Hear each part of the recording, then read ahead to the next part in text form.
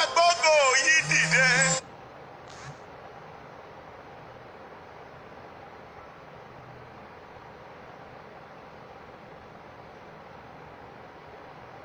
Nígbà yẹn náà ṣe pé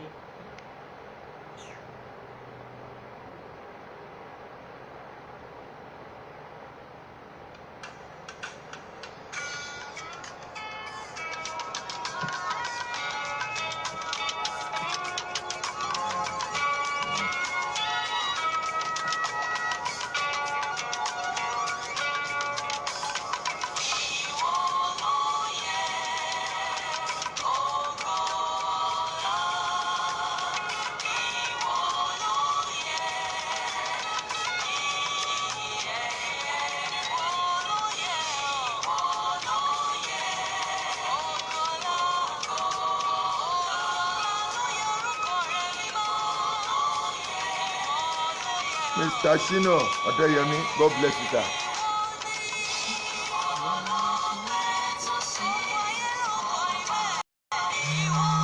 Ẹgbọ́gò yìí dìde. Ẹgbọ́gò yìí dìde.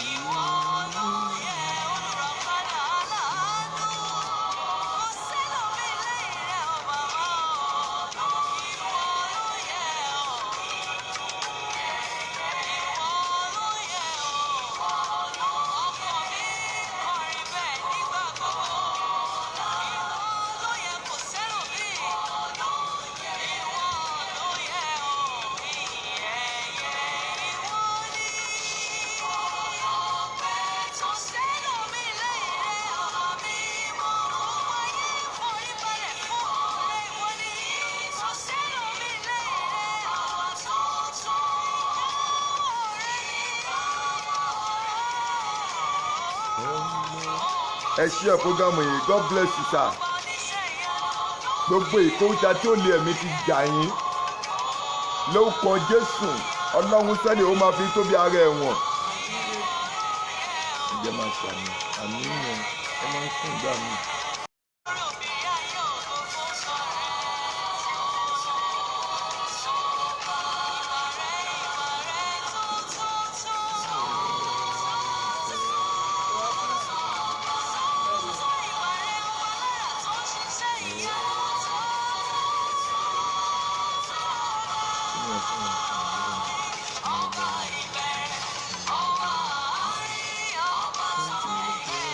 God bless you, sir.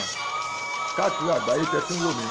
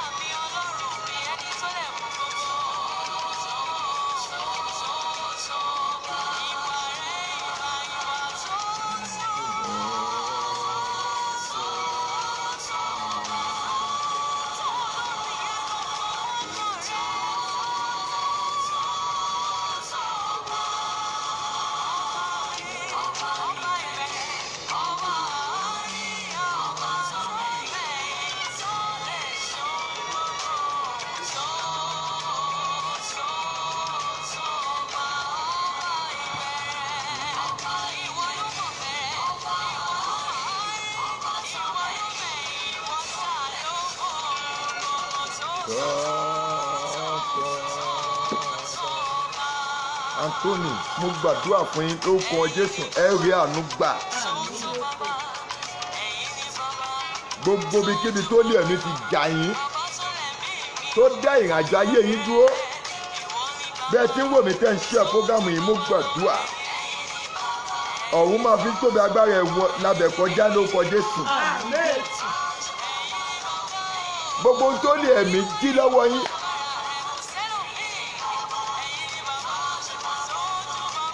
Ẹ ṣí àpógámù yìí, ẹ ṣí àpógámù yìí.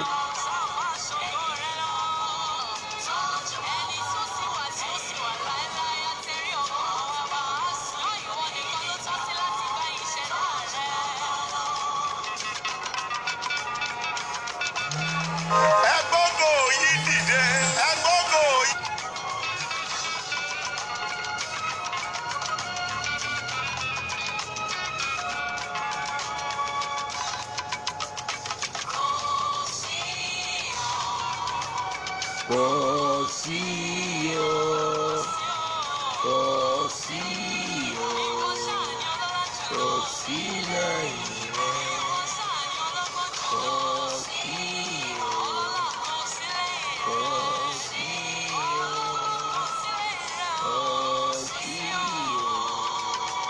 kò sí lẹ́yìn rẹ.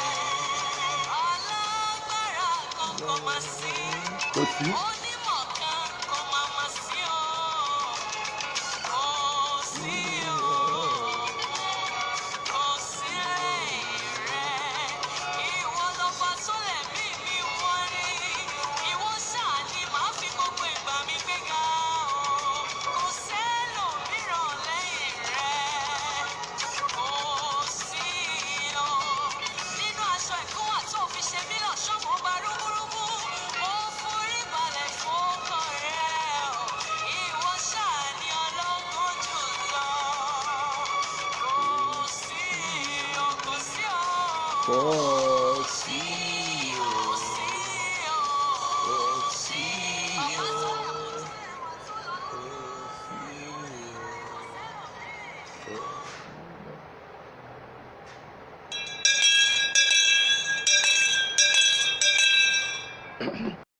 Praise the Lord. Hallelujah. Praise the Lord. Hallelujah. Praise the Lord. Hallelujah. Ẹ jẹ́ ká sábà dúró orúkọ Jésù. Amen. Bàbá gbọ́pẹ́ o. Amen. Ẹ̀mọ́ gba yín wá. Amen. Ti ìrọ̀lẹ́ òní ó fẹ́ gba yín wá. Amen. Agbẹ́yìn ga fún ìmọ́lẹ̀ inú ayé wa. Agbẹ́yìn ga fún ìtóbi agbára yín Olúwa gbọ́ ọpẹ́ wa. Amen. Agbẹ́yìn ga fún ohun tẹ́ máa ṣe inú ayé wa lónìí. Ọba ọ̀run Olúwa gbọ́ ọpẹ́ wa. Amen. Àjíǹde ti Olúwa gba yín wá. Amen. Ẹ̀mẹ́ mẹ́mọ́ gbọ́ ọpẹ́ wa. Amen. Olórí ọ̀fẹ́ jùlọ gba yín wá. Amen. Lórúkọ Jésù Olúwa gbọ́ ọpẹ́ wọn. Amen. Gbogbo àwọn tó ń gbóhùn mi tó ń wò mí Olúwa gbọ́ ọpẹ́ wọn. Amen. Ìmọ̀ta òjò ṣẹ Olúwa gba yín wọn. Amen. Ṣínà Ọdẹ́yẹmí Olúwa gbọ́ ọpẹ́ wọn. Amen. Olúwa gba yín wọn. Amen. Olúwa gbọ́ ọpẹ́ wọn. Amen. Olúwa gba yín wọn. Amen. Olúwa gbọ́ ọpẹ́ wọn. Amen. Afẹ́rẹ́ lónìí Olúwa sọ̀kalẹ̀. Amen. Títóbi rẹ kó di mímọ́. Amen. Olúwa jẹ́ ara yín. Amen. Agbẹ́gẹ́dẹ́gbẹ́ ti gbọ́. Thank you. Jésù Olúwa wá. Amen. Amen. Amen. Lórúkọ Jésù.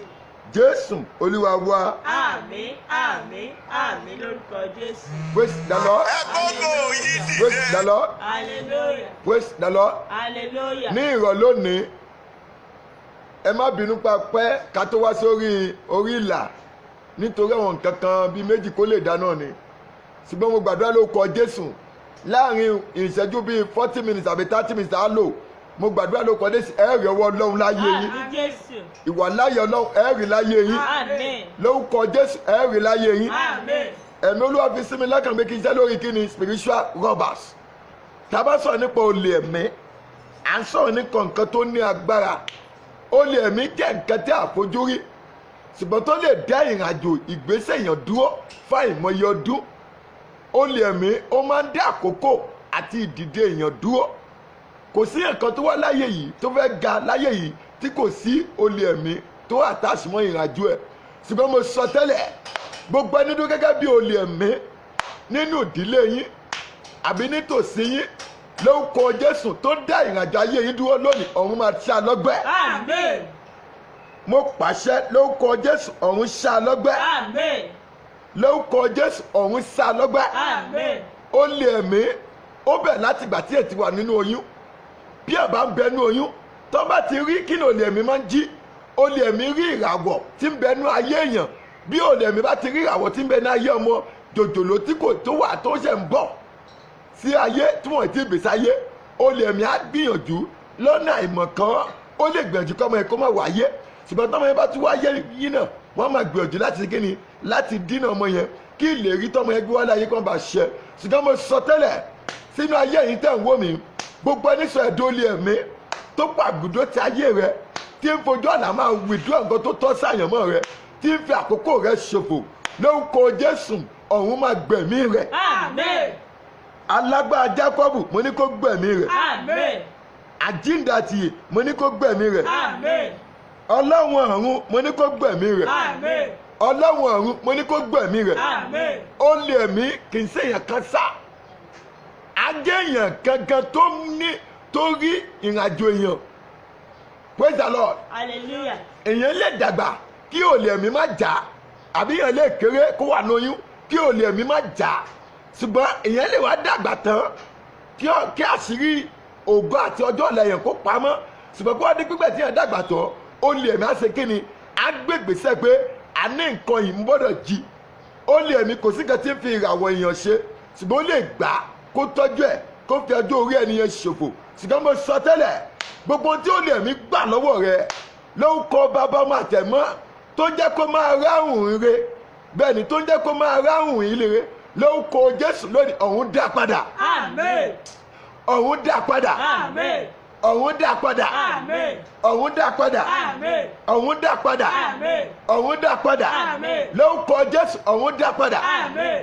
Praise the Lord. Hallelujah. Praise the Lord. Hallelujah. Praise the Lord. Hallelujah. bẹ́ẹ̀ bá rí ohun tó pè ní olè ẹ̀mí bẹ̀rẹ̀ ó lè ṣẹlẹ̀ láti inú oyún ìmí ìwà stage by stage ni ìmí ìgbẹ́ tí wọ́n bí sáyé ọjọ́ tó bí sáyé báyìí tí wọ́n fomi wẹ̀ tó fi kankan wẹ̀ ọjọ́ tó wá kí tó bẹ̀ sí ní bọ̀ lọ́wọ́ ọjọ́ ni wọ́n wo àtẹ́lẹ̀ owó ẹ̀ wọ́n rí pé ọmọ ìgbé ìràwọ̀ wálé ayé ọjọ́ ìbọn lọ́wọ́ tó bọ̀ lọ́wọ́ yẹn wọ́n á gbà kọ́ kúrò lọ́wọ́ rẹ̀ bẹ́ẹ̀ ni mo pàṣẹ lórúkọ Jésù gbogbo tí olè ẹ̀mí tó ti gbà lọ́wọ́ yín nípasẹ̀ ìbọ̀wọ́ àbí á ní kékeré ni o àbí nígbà àgbàlagbà tẹ́ ti dàgbà mo pàṣẹ lórúkọ Jésù lónìí ọ̀run dá padà fún yín. Àmín. ọ̀run dá padà fún yín. Àmín.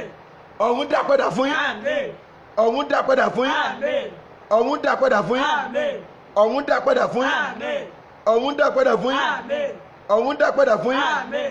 lórúkọ Jésù bàbá mi dá padà fún yín. Àmín. gbogbo tí olè ẹ̀mí gbà spiritual robbery yìí tó gbà lọ́wọ́ yín àṣeyọrí yín tí olè ẹ̀mí gbà tó ń jẹ́ kẹ́ iṣẹ́ kẹ́ má ní ojútùú iṣẹ́ yẹn tó jẹ́ kẹ́ ṣòwò kẹ́ má jèrè mo pàṣẹ lórúkọ Jésù gbogbo tó gbà lọ́wọ́ yín lónìí ó yá kó dá padà. Àmín. ó yá kó dá padà. Àmín. ó yá kó dá padà. Àmín. ó yá kó dá padà. Àmín. olè ẹ̀mí máa ń ṣe débi pé bá ti gbà nǹkan lọ́wọ́ èèyàn kò sí bó ṣe lè ṣe kó wáṣẹ́ tó kò ní rí bó bá gbìyànjú láti rí ọkọ tó dájú kò lè rí bó bá gbìyànjú láti rí aya náà kò lè rí á rí tó máa fìyà jẹ á rí tó máa pọ́n lójú nítorí kíni kí ìrìnàjò ohun tá a dá mọ́ ayé ẹ̀ kó bá wá sí ìmúṣẹ òun ni kó bá wá sí ìmúṣẹ wọ́n ń ṣe bẹ́ẹ̀ ṣùgbọ́n mo sọ tẹ́lẹ̀ lórúkọ ọba ọmọ àtẹ̀mọ́ gbogbo ibi tó lè mí dúró ti ayé rẹ dé tó bá ayé rẹ dé àánú tí mo ń gbé ni dìde tí mo ń rí sọ èèyàn padà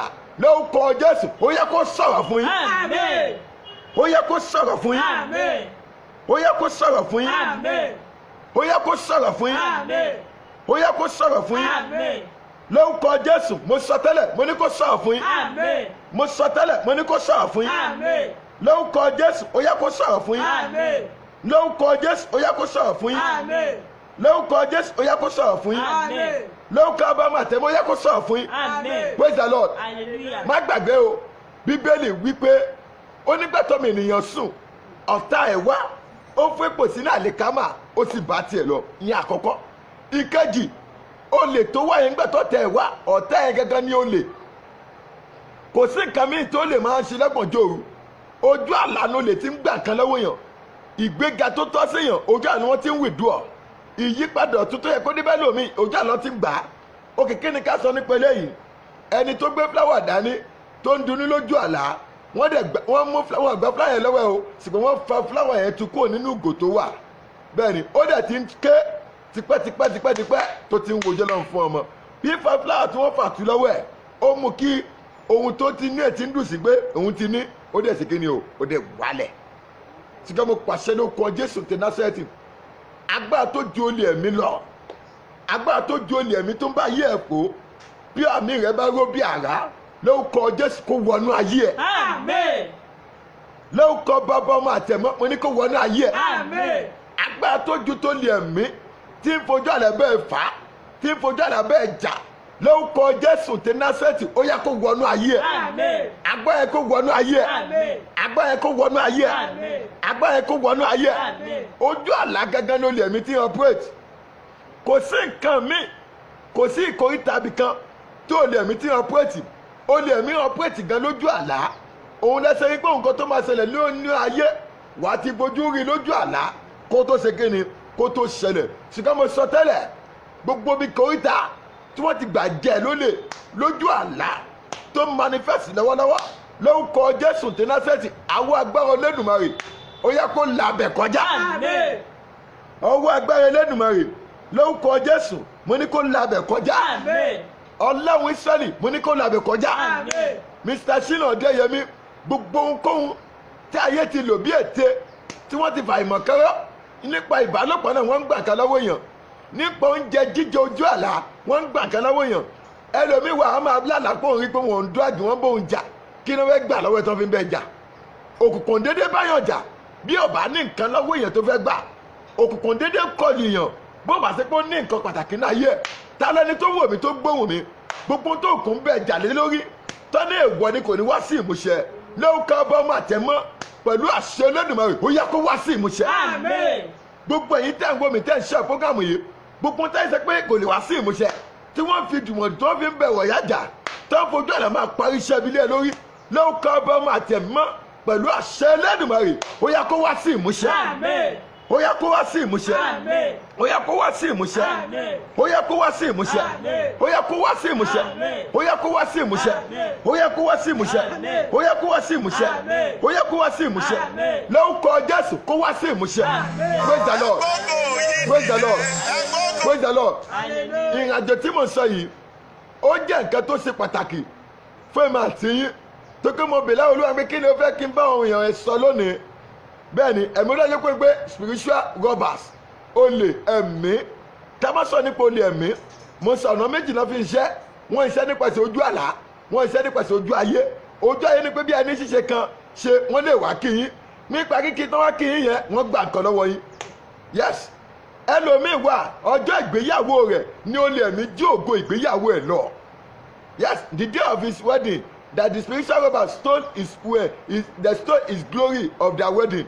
ṣùgbọ́n mo sọ tẹ́lẹ̀ gbogbo ohun tí wọ́n jí gbé mọ́ ẹ lára lọ́jọ́ ìgbéyàwó rẹ̀ àbọ̀jọ́ tó ṣe birthday tó pe àpèjẹ àti tó pe occasion kan lórúkọ Jésù nípasẹ̀ Olódùmarè lónìí ọ̀hún dá padà. Àmín. alágbára Jákọ́bù mo pàṣẹ ó yá dá padà. Àmín. Ọlọ́run Ísáàkì mo ní kó dá padà. Àmín. Ọlọ́run ẹ̀mí àwọn wòlíì mo ní kó dá padà. Àmín. àjíǹde àtìyè mo ní kó dá padà. Àmín. àjíǹde àtìyè mo ní kó dá padà. Àmín. àjíǹde àtìyè mo ní kó dá padà. Àmín. àjíǹde àtìyè mo ní kó dá padà. Àmín. àjíǹde àtìyè mo ní kó dá padà. Àmín. gbogbo nǹkan tí ó lè mí gbà lọ́wọ́ ẹ̀ ó yá lónìí ọ̀hún dá padà. Àmín Jésù. oh my God ọ̀hún dá padà. Àmín. ọ̀hún dá padà. Àmín. ọ̀hún dá padà. Àmín.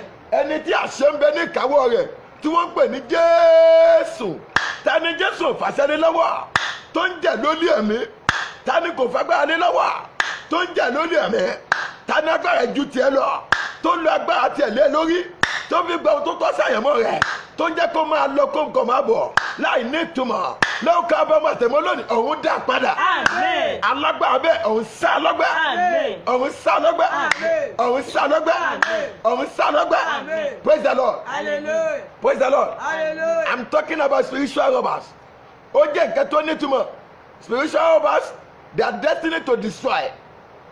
They are destined to destroy, to ruin the life of people. When we are talking about spiritual robbers, we are talking about a person, a woman being that is very close to you. Yes, that is full of jealousy. They are called spiritual robbers because they are trying to claim what belongs to you. Wọ́n máa gbèjì láti claim nǹkan tó tọ́ sí yín. Gbé kí ọ̀hún lè ṣe kí ni ìmí ìwà kò nílò rẹ̀ ṣùgbọ́n yín kí ni á tà sínú ìjọba òkùnkùn. Ẹ sàmì ẹ̀yìn yẹn. Ohun tí ò lè mí gbà lọ́wọ́ yín tó fa ayé yín sínú òfo tó fa ayé yín sínú òkùnkùn mo pàṣẹ lónìí ọmọlẹ́dẹ́ àlàáfíà ó yẹ kó gbà padà. Àmín. gbogbo ohun tí olè ẹ̀mí gbà lọ́wọ́ yín tó fi ìrìnàjò yín sínú òkùnkùn tó fi ìgbésẹ̀ yín sínú òkùnkùn that put your journey in the darkness I command lórúkọ Jésù ọ̀hún yọ̀ǹda fún yín. Àmín. bàbá mi yọ̀ǹda fún yín. Àmín. ẹ̀mọ́ yọ̀ǹda fún yín. Àmín. gbogbo ohun tó olè ẹ̀mí gbà lórúkọ ọba màtẹ̀mímọ́ lórúkọ Jésù tó fi ìgbésẹ̀ yín sínú òkùnkùn bí Olúwa ti ń bẹ tẹ́mi ẹ̀ ń bẹ lónìí ọ̀hún dá padà. Àmín. bàbá dá padà. Àmín. Olúwa dá padà. Àmín. praise the Lord. Hallelujah. ó lé mi ní agbára wọ́n ń jí ọjọ́ ìgbéyàwó ẹlòmíì ọjọ́ ìsọmọlórúkọ ẹ̀ wọ́n jí ọjọ́ tó yẹ kó travel àti wọ́n ń jí mọ́ lọ́wọ́ kí ló lé mi gbé lára rẹ̀ tó fa ayé rẹ̀ sínú ẹkún ìdákẹ́kẹ́ tó fa ayé rẹ̀ sínú ẹkún ìkọ̀kọ̀ ráìlíkà pọ́nàmọ̀ ṣáìdà lórúkọ Jésù ọ̀run dá padà fún ọ. Amen. Gbogbo wọn tó ń wò mí Naomi lórúkọ Jésù láti ìlú Germany mo pàṣẹ ohun tó lè mí gbà. All what the spiritual husband has stolen from you. Lórúkọ Jésù lónìí ọ̀run dá padà. Amen. Tẹ̀sán ọ̀run dá padà. Amen. ọ̀run dá padà. Amen. ọ̀run dá padà. Amen. Praise the Lord. Hallelujah. Praise the Lord. Hallelujah. Ó lé ẹ̀mí tí mo sọ pa yẹn ó jẹ́ nǹkan tó yẹ kí ni èèyàn ní láti múra lórí ẹ̀ bí èèyàn bá múra agbógo wáyé àtúpalà lọ́bẹ̀. Yes, kò ní sí ìmúṣẹ kankan. I'm talking about spiritual robbers. That person will carry glory come to this world, but there won't be any manifestation and fulfillment because they are using spiritual robbers to delay all what is supposed to do in time. Praise the Lord.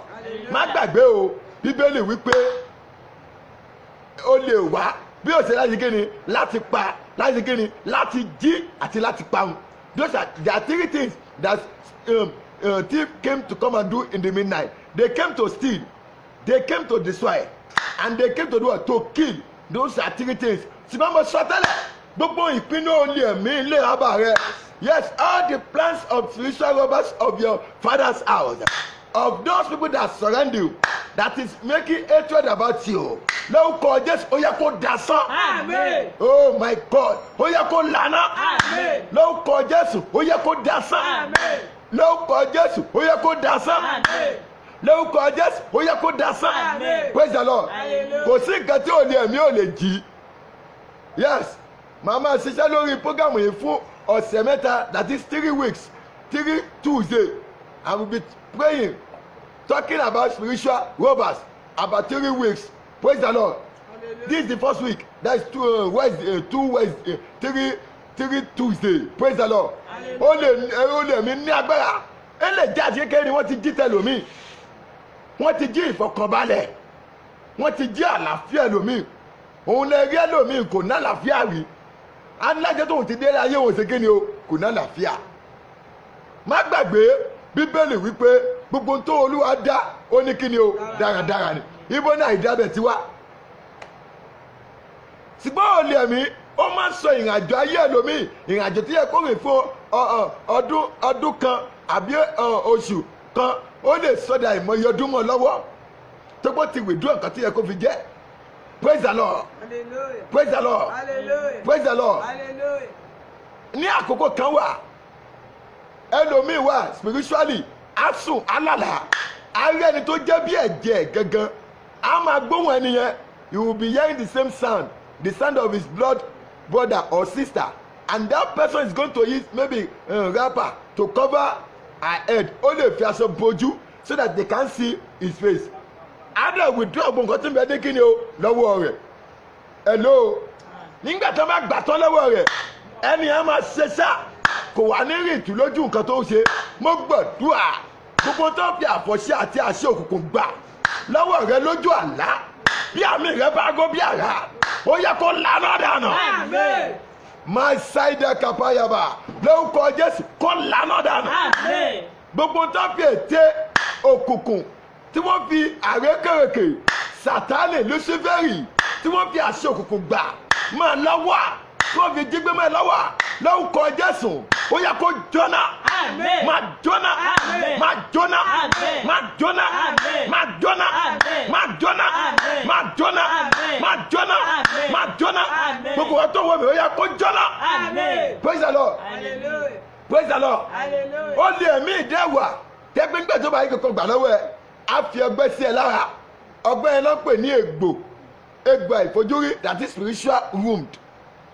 If the spiritual robbers, they can see that they cannot collect anything from you, but to make that glory not to manifest, they will give you a mark. Ẹgbọ́gò They yìí will give you a dìde. mark. That mark will begin to torment you. That mark will begin to worry you. It's going to make the journey that need to speed, it's going to make it slow. But I prophesy, mo sọ tẹ́lẹ̀, ọgbẹ́ tí ò lè mí ṣáàyè rẹ̀ lórúkọ Jésù tó rí pé ó nira fún ẹ láti dìde, tó fi pé ó nira fún ẹ láti jẹ́ èèyàn. Naomi lórúkọ Jésù ó yẹ kó gbẹ́ dànù. Amen. Yes, ó yẹ kó gbẹ́ dànù. Amen. Ó yẹ kó gbẹ́ dànù. Amen. Ó yẹ kó gbẹ́ dànù. Amen. Olè mi máa ń jẹ́ ayọ̀ ìgbéyàwó. Spiritual robbers always stole the joy of marriage. Yes. There are some joy that you need to see in your marriage. And also there are some joy that you need to see in your children. There are some people that they find it difficult to see joy in their what? In their children. They find it difficult. They are not the one because they have stolen. There are something that is happening. And also, when they are talking about spiritual robbers, I've told you, he's a woman being. There is a person very close to you that your own glory, your own secret glory, so that it will be easier for the person. And there are some that is not going to be easier for the person to bear children because of the power of the darkness, the power of the world, spiritual robbers. Praise the Lord. Let's pray about 4 prayers. Bẹ́ẹ̀ni ẹ ká gbàdúrà bí mélòó bí mẹ́ta bí mẹ́rin ẹ̀mí ni ká máa ṣe mo pàṣẹ ló kọ Jésù gbogbo òwe tó ń bẹ nínú kíni nínú ọgbà olè ẹ̀mí tó ń bẹ nínú àhámọ́ olè ẹ̀mí bí Olúwa ti ń bẹ tẹ̀mí ẹ̀ ń bẹ ayé rẹ̀ jáde. Amen. Oh God, àmì wo leléyìí masada yaba kété lukudali yakafa mo sọ tẹ́lẹ̀ gbogbo òwe tó ń bẹ nínú àhámọ́ olè ẹ̀mí táyé rẹ̀ ń bẹ nínú ìdí olè ẹ̀mí bí àmì rẹ̀ bá gó bí àrá lórúkọ Jésù ìṣẹ̀dá jáde. Amen. Makanda liaka dolia masida lórúkọ bàbá ọmọ àtẹ̀mọ́ gbogbo wọn tó ń bẹ nínú ìgbèkùn olè ẹ̀mí tó ń gbé nígbàjọ́ ló fẹ́ bọ̀ olè ẹ̀mí tó àtàkẹ́ lójú àlá sẹ́wọ̀n nípa ìbálòpọ̀ wọn dẹ̀ ń gbọ́ ọmọ ẹlòmíì lọ nípa ìbálòpọ̀ wọn stop ọmọ ẹ̀ olè ẹ̀mí ni sàá bẹ́ẹ̀ni ọjọ́ ayé ẹlòmíì tẹ kó wáyé olè ẹ̀mí ṣe kíni ó fi ìbálòpọ̀ pẹ́ǹdì ẹ̀ Makanda liaka ìwà tó ń bẹ nínú kíni inú ìgbèkùn olè ẹ̀mí that you are under the bondage of spiritual robbers. If you can echo 3 amen and 3 fire, no causes ayé rẹ̀ bọ́ lọ́wọ́ ẹ̀. Amen, amen, amen, fire, fire, fire. Mo sọ tẹ́lẹ̀ gbogbo ayé tó bẹ nínú ìgbèkùn olè ẹ̀mí bó bá rí àmì ṣe gbogbo ẹni fi àlá máa jẹ lólè ẹ̀mí gbogbo ẹni fi àlá máa jẹ lólè everyone that is using dream to rob you lórúkọ Jésù tí Násárẹ́tì ọ̀hún sá lọ́gbẹ́. Makanda liakafa wuba lóbìyà sàdáliya kàdáyàbá ejìrá kàfálì wúlì yé kété lórúkọ Jésù ọ̀hún sá lọ́gbẹ́. ọ̀hún sá lọ́gbẹ́. ẹ pariwo Olúwa sá lọ́gbẹ́. kí ni ń ṣe wọ́n Olúwa sá lọ́gbẹ́. Olúwa sá lọ́gbẹ́. gbogbo ẹni fojú àlá máa jà mí lólè ẹ̀mí gbogbo ẹni fojú àlá máa jà mí lólè ògo Olúwa sá lọ́gbẹ́. Olúwa sá lọ́gbẹ́. ó yá dùà lórúkọ Jésù ẹ̀mí mímọ́ o gbogbo ẹni fojú àlá máa jà mí lólè ẹ̀mí ọ̀hún sá lọ́gbẹ́. ọ̀hún sá lọ́gbẹ́. ẹni fojú àlá láti máa jà yín lólè ògo lólè ògo ọ̀hún sá lọ́gbẹ́. bàbá sá lọ́gbẹ́. Olúwa sá lọ́gbẹ́. Olúwa sá lọ́gbẹ́. Olúwa sá lọ́gbẹ́. Olúwa sá lọ́gbẹ́. Olúwa sá lọ́gbẹ́. Olúwa sá lọ́gbẹ́. Olúwa sá lọ́gbẹ́. Olúwa sá lọ́gbẹ́. lórúkọ Jésù Olúwa sá lọ́gbẹ́. Olúwa sá lọ́gbẹ́. Olúwa sá lọ́gbẹ́. Olúwa sá lọ́gbẹ́. Olúwa sá lọ́gbẹ́. Olúwa sá lọ́gbẹ́. Olúwa sá lọ́gbẹ́. Olúwa sá lọ́gbẹ́. Olúwa sá lọ́gbẹ́. Jésù Olúwa wá. Jésù Olúwa wá. Jésù Olúwa wá. Mo sọ tẹ́lẹ̀ I prophesy into your life. Everyone that is using dream to rob you, to rob your joy, to rob your future, to rob your glory, to rob your new level, to rob your new plan. Mo pàṣẹ, I pray, ọ̀hún sá lọ́gbà ẹ̀kú. Màkàpà sẹ́tẹ̀rìà, wúbà lóbíà sàdáríà kàdá. Gbogbo ẹni fojú àlá láti máa withdraw nǹkan tó tọ́ sí ẹ. Anyone use the middle of dream to withdraw what belongs to you and your family. They using dream to attack you, on your glory. Mo pàṣẹ ọ̀hún sá lọ́gbẹ́. Hey, aṣojú òkùnkùn wo ló sọ ẹ̀dùn olè mi? Talent tó súnmọ́ bí ẹ̀jẹ̀ bẹ́ẹ̀ ni tó ń jà ló lè ògo. Àmì ni kò ṣe ọ̀hún gbẹ̀mí ẹ̀ lójijì. Káàpọ̀ sọ́tẹ̀rìà ọ̀hún sá lọ́gbẹ́ lójijì. Mo gbàdúrà ọ̀hún sá lọ́gbẹ́ lójijì. Ẹ tẹ́ ìbò ẹ̀mẹ̀ ọ̀hún sá lọ́gbẹ́ lójijì. Lórúkọ Jésù ọ̀hún sá lọ́gbẹ́ lójijì. Bàbá mi kò sá lọ́gbẹ́ lójijì. Ó lé ẹ̀mí ẹ lánà dànù. Ẹ pariwo àdúrà kejì ni. I just have 5 minutes more. Please just say amen because we came late today. Please I want you to pray. Ẹ pariwo ó lé ẹ̀mí ẹ jáwọ́ lára mi. Yes. gbólé ẹ̀mí jáwọ́ lára mi ọwọ́ olè ẹ̀mí lára mi lánà lára mi ọwọ́ olè ẹ̀mí lára mi lánà lára mi all the hand of spiritual robbers in my body in my family ó yá káfíà ẹ lánà lára mi ó yá dùà lórúkọ Jésù ẹ̀mí mímọ́ o gbogbo ọwọ́ olè ẹ̀mí lára wọn lórí ìgbésẹ̀ rẹ ẹ lánà ẹ lánà ẹ lánà ẹ lánà ẹ lánà ẹ lánà ẹ má lánà ẹ má lánà ẹ má lánà Jésù Olúwa wa sẹ́wọ̀n pé àfọwọ́fọ́ yẹn gan máa ń di olè ẹ̀mí ibi tí wọ́n rẹ́ lómi kọjá lóbẹ̀ bẹ́ẹ̀ ni praise the Lord àsìgbé ẹ̀sẹ̀ ó mú kálómi ṣe kí ni kó bọ́ sínú ìgbèkùn olè ẹ̀mí à ń pín sẹ́gbẹ́ bí ká nìyẹn lọ not everywhere ṣùgbọ́n mo sọ tẹ́lẹ̀ sẹ́yìn tẹ́ ìwọ́ mi gbogbo àsìgbé ẹ̀sẹ̀ tó mú ẹ kó bọ́ sínú ìrò olè ẹ̀mí tó mú ẹ kó bọ́ sínú ìgbèkùn olè ẹ̀mí tó wá mú ẹ láti dìde kó nira àṣẹ ni o lórúkọ Jésù ayé rẹ bá lọ́wọ́ ẹ̀. Àmín. kí ni nǹkan tó ṣe tó mú káyé rẹ rá sówó olè ẹ̀mí mo pàṣẹ lórúkọ Jésù ọ̀hún dáríjì ẹ̀. Àmín. Oh God àánú sọ̀rọ̀ fún ẹ. Àmín. Oh my God àánú sọ̀rọ̀ fún ẹ. Àmín. lórúkọ Jésù àánú sọ̀rọ̀ fún ẹ. Àmín. lórúkọ bàbá àtẹmọ́ àánú sọ̀rọ̀ fún ẹ. Àmín. àánú ṣiṣẹ́ fún ẹ. Àmín. àánú ṣiṣẹ́ fún ẹ. Àmín. àánú ṣiṣẹ́ fún ẹ. Àmín. Hallelujah. Hallelujah. This is the last prayer. I have just three more minutes. Please, I want you to say amen. Just be typing amen. You can hear me in Yoruba, you cannot hear me.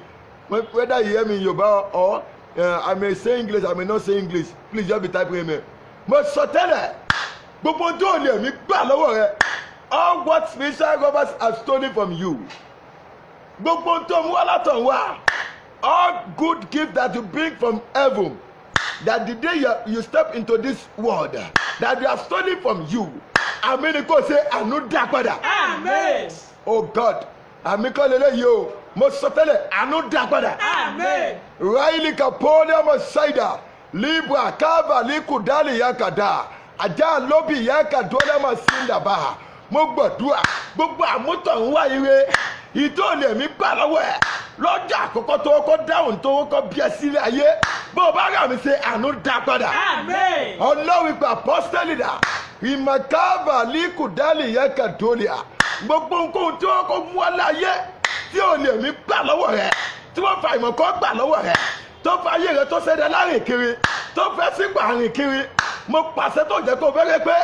Tó jẹ́ kó rẹ́wọ́ yọ. Tó jẹ́ káyé rẹ̀ nítumọ̀. Àmì méje ni kò ṣe 7 amen and 7 fire. Lórúkọ Jésù àánú dá padà. Àmín. Àmín. Àmín. Àmín. Àmín. Kẹ́bọ̀ sọ́tòlíà. Àmín. Fire. Fire. Fire. Fire. Fire. Fire. Fire. Mo sọ tẹ́lẹ̀ lẹ́lẹ́kejì. Ohun tó gbé wálé ayé. Mo pàṣẹ lórúkọ Jésù. Ìtí òde mi gbà lọ́wọ́ rẹ̀. Ìta lágbára tó ju ẹ̀ lọ. Ìtó lágbára ju ẹ lọ. Tó gbà lọ́wọ́ ayé rẹ̀. Tó fa ayé rẹ̀ sí kolobo. Tó jẹ́ kó máa ìrìnàjò òfo. Àmín ni kò ṣe ọ̀hún dá padà. Àmín. Lórúkọ Jésù bàbá mi dá padà. Àmín. Arúgbó ọjọ́ ó dá padà. Àmín. Ọlọ́run Ísáàkì ó dá padà. Àmín. Ẹ̀mí àwọn wòlíì mo ló dá padà. Àmín. Màkàdà ní ẹ̀kàfà mo ló dá padà. Àmín. Balógun òde àwọn dà mo ló dá padà. Àmín. Ọlọ́run ẹ̀mí àwọn wòlíì mo ló dá padà. Àmín. Mo ló dá padà. Àmín. Mo ló dá padà. Àmín. Mo ló dá padà. Àmín. Mo ló dá padà. Àmín. Mo ló dá padà. Àmín. Mo ló dá padà. Àmín. Mo gbàdúrà èso ní tí wọ́n wìdúrà lára rẹ̀. Tani máa ń gbà á? Ẹ̀mí wo ni wọ́n yàn síbẹ̀? Alágbára ni wọ́n yàn síbẹ̀. Praise the Lord. Hallelujah. Praise the Lord. Hallelujah. Arákùnrin kan wà ó ní tọ́wọ́ ti fóun ní appointment fóun wá gbaṣẹ́ ní ọ̀la kó bá ti nìkan bí aago mẹ́rin àṣálẹ́ aago mẹ́rin ìdájí that is 4 a.m. ó ní ohun tó ń máa lálàrí ni pé òun rí èèyàn kan tó jẹ́ ẹ̀jẹ̀ òun tó súnmọ́ òun mo pàṣẹ lórúkọ Jésù gbogbo ohun tí ẹni tó súnmọ́ ẹ tó ti gbà lọ́wọ́ rẹ nínú ẹ̀mí lórúkọ abámọ̀ tẹ̀mọ́ àṣẹ́ni kó dá padà. Àmín. Wọ́n tún gbọ́ gbogbo ohun tí wọ́n ti gbé àgọ́ ẹni tó súnmọ́ ibi ìṣọ̀hún tí wọ́n ti fi withdraw ṣàpẹ́lẹ̀ mi wà ó fẹ́ràn ìyá ẹ̀ there are some that they love their mom and they love someone that is very close to them as when they see the media that they love this person, they will use that that body, that face. They will carry the face of that person. They will use to collect the blessing from that person's hand in their dream, because they know that when that person cannot receive the voice of that person may be his mother, he may be his father. So wọ́n mọ̀ sọ tẹ́lẹ̀ gbogbo ẹni gbàgbọ́ alágọ̀wọ́ tó fi ń gbàgbé lọ́wọ́ rẹ̀ ṣé èmẹ̀ o ṣé èmẹ̀ gbogbo tí ẹni tó gbẹ́kẹ́ni tó gbàgbọ́ alágọ̀wọ́ tó fi gbà lọ́wọ́ rẹ̀ àmì ni kò ṣe lónìí òun dá padà fún Amen. ohun tí wọ́n lu àgọ́ ẹni tó súnmọ́ ẹ ṣẹ̀kọ́ wọ́n lu àgọ́ wọn ọmọ ẹlòmíì wọ́n gbé àgọ́ ẹ̀ wọ̀ wọ́n dẹ̀ fi withdraw nǹkan lọ́wọ́ màmá ẹ̀ bẹ́ẹ̀ ni àṣeyọrí yẹn ló ń kọ́ bọ́mọ àtẹ̀mọ́ tí bàbá àti ìṣáájú ò ní lórí ọmọ tí wọ́n ní tí ẹ̀mí alálẹ̀ yín gbé àgọ́ àwọn tó ti àwọn màmá ẹ̀ wọ̀ láti fi ìdú ẹ̀mẹ́ lọ́wọ́ àmì ni kò ṣe ló ń kọ Jésù ti Násárẹ́tì lónìí òun dá padà fún ọ. Amen. òun dá padà fún ọ. Amen. ẹ pàwọ́ ẹ jóná. Ẹ jóná. àmì yóò láwùjọ ẹ sọ̀rọ̀ rárá ẹni ẹ jóná. Ẹ jóná. ṣe káfáyà. Catch fire. ẹ jóná. Ẹ jóná. ẹ jóná. Ẹ jóná. àlá òkùnkùn. Àlá òkùnkùn. àlá òkùnkùn. Àlá òkùnkùn. ẹ sọ̀rọ̀ ẹ àlá òkùnkùn. Àlá òkùnkùn. tó fi gba ẹmọ mi lọ́wọ́. ẹ jóná. Ẹ jóná. ẹ jóná. Ẹ jóná. ẹ jóná. Ẹ jóná. ẹ jóná. Ẹ jóná. ẹ jóná. Ẹ jóná. àlá ìparun. Àlá ìparun. àlá ìparun. Àlá ìparun. dream of destruction. àlá ìparun. Àlá ìparun. tó máa ń dá ìrìnàjò mi padà sẹ́yìn. tó máa ń dá ìrìnàjò mi padà sẹ́yìn. ẹ jóná. ẹ jóná. ẹ jóná. ẹ jóná. ìwọ tó sàmì ó yá kó jóná. Amen. mo sọ tẹ́lẹ̀ mo ní kó jóná. Amen. ní ọkọ̀ Jésù mo ní kó jóná. Amen. ìwọ sàmì jẹ́rẹ̀ ìran tó sùn yìí ní rere tó ti rí lórúkọ bàbá ọmọ àti ẹ̀mí mọ́ ìran rẹ̀ ṣẹ. Amen.